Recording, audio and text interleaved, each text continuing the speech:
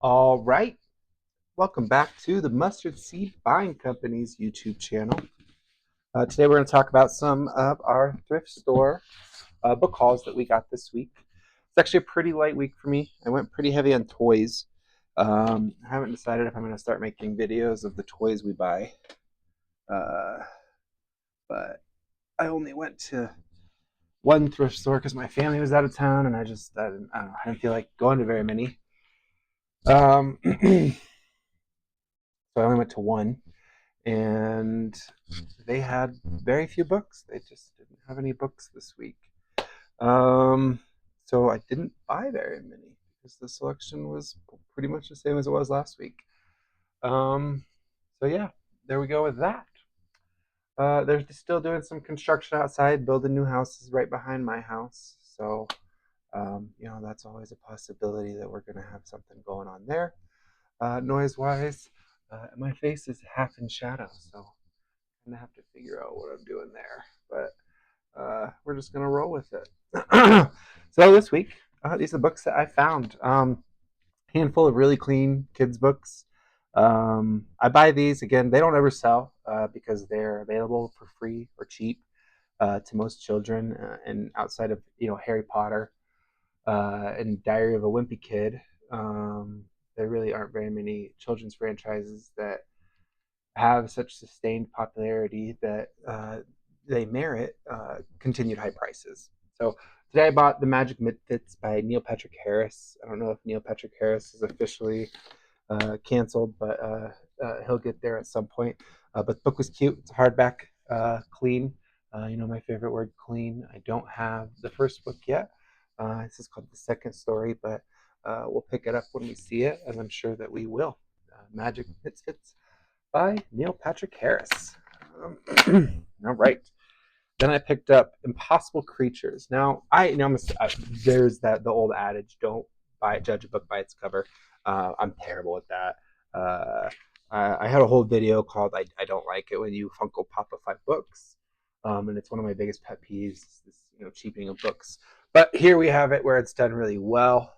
This is a children's book, Possible Creatures. Looks like it's about dragons. It gave us some red lining on the pages. This is tasteful, tactful, and the exact amount that you should be doing when you make something fun and bright. Granted, I bought it because of that. Catherine Applegate, Phil Pullman, Neil Gaiman. There's a bunch of people on the back that have recommended this book, so hoping that it goes well.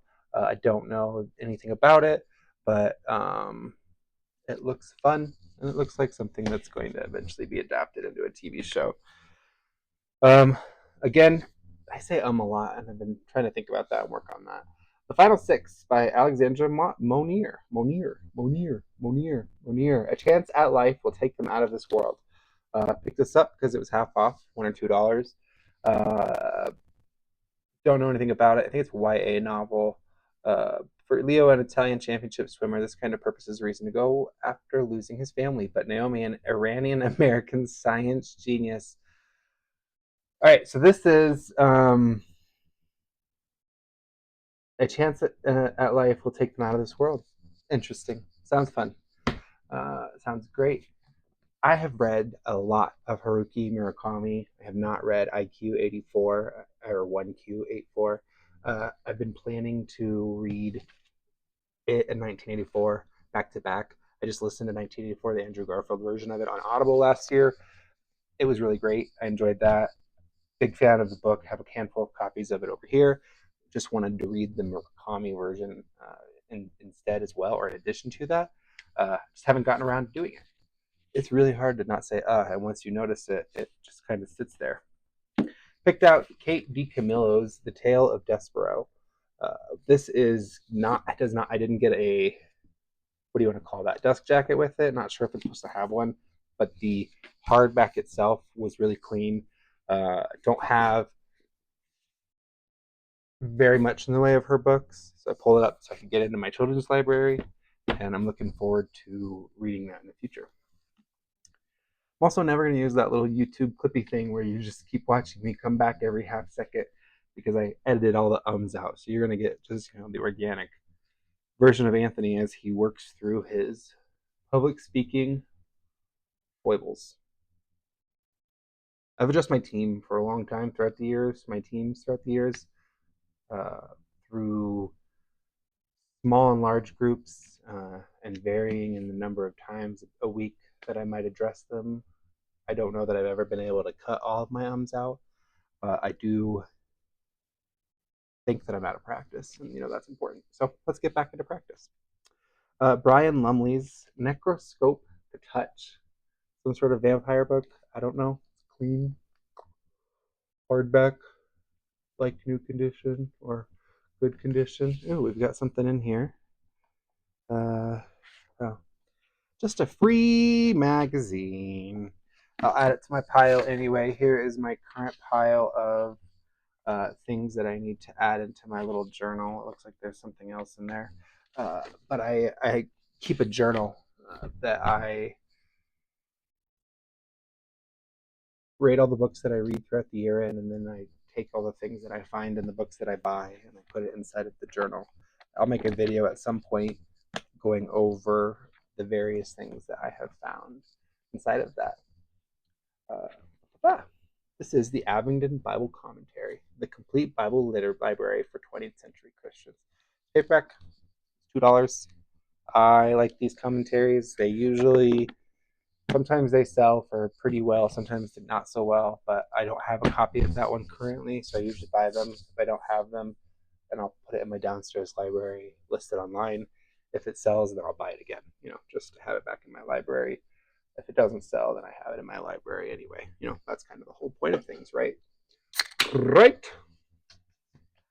This book, I've actually read The Knife of Never Letting Go. This is one of those things, Patrick Ness. I've only read the first one, I think. I have the second and third one. I bought them a couple weeks ago. Maybe there's another video where I talk about them. But I knew I needed to buy the first one. One of the things that this isn't the best copy. I would call this good or acceptable, but I have the other two, so I listed them as a lot. Maybe somebody will pick them up. Maybe they won't. The Knife of Never Letting Go is kind of the one conspiracy that I actually believe in, or suspect might be real. I think women can read our minds. I don't think other men can read our minds, but I've always had this sneaking suspicion that women can read your minds and that they're all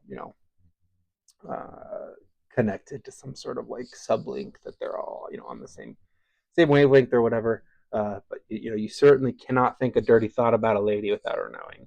I mean that as a precaution, not as like a shucks.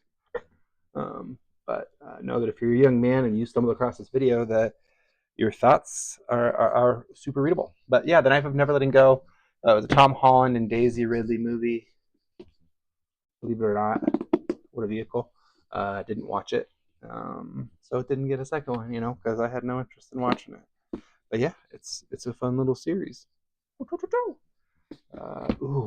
next two books I got are just some of my favorites. I got The Man Who Was Yesterday, or Who Was Thursday, by G.K. Chesterton. I got this really clean, pristine, very good copy of it. If you haven't read G.K. Chesterton, I would recommend that you do. If you're an atheist, or if you're religious, if you're Catholic, if you're Christian, if you're Protestant, whoever you are. I've not read his detective novels. This is one of his detective novels, but I would recommend that you immediately go out and read not Against Heresies. Excuse me, that's Irenaeus. But I want to say Dogma, Heresy. He's got a bunch. They're all good. Some of them are slipping my mind right now, but I would say that G.K. Chesterton is sort of mandatory reading. If you're British, you know that. But yeah, that's kind of the thing. And finally, why I'm starting at the very end of my video with the best book that I found this week. Paid full price for it, $9 at a used bookstore for a sloppy dust jacket. That's okay, because they go for like 24. Let's look at the price on this. This is JRR Tolkien's The Fall of Numenor. Look at that. Pages themselves are actually in really great condition, and this is a hard add to my top library just because I don't have a copy of that right now. William Morrow and other The Fall of Numenor and other tales from the second ages of Middle Earth. I don't actually see a price tag in here, but I want to say these go for like $30-$40 a piece. So at $9, it's an easy pickup. I don't know that I'm going to get it cheaper, and it certainly would not have been there next week. So while it is not, a copy of the Lord of the Rings, I have copies of the Lord of the Rings back there. I've never read The Fall of Numenor, so now I have it. I have read The Silmarillion twice. And I've read Lord of the Rings 2 or 3 times and listened to it 2 or 3 times. Andy Serkis, Lord of the Rings, brilliant. If you struggle with reading, I would say Andy Serkis is your go-to. His audiobooks are brilliant. You could tell that he worked with those actors for years because he has impeccable impressions of the actors, and his Aragorn is, really something to behold. So I would say that the Andy Serkis audiobooks are great, and highly recommend those. The last book that I got this week, I don't think I'm looking back. I don't think. Did I talk about Beowulf last week? I talked about Beowulf. Um,